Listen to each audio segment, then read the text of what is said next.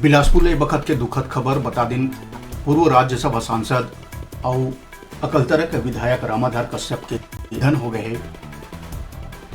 तो बिलासपुर ले बखत के बड़का खबर दुखद खबर बता दिन की 84 बछर के आयु में पूर्व राज्यसभा सांसद रामाधार कश्यप के हृदयाघात ले निधन हो गए।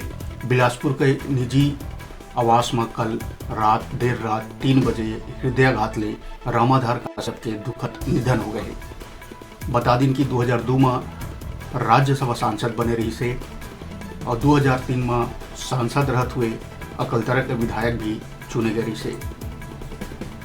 तो बता दिन 84 बछर के उम्र में पूर्व राज्यसभा सांसद रामाधार कश्यप के निधन हो गए। इलाका में शोक की लहर है।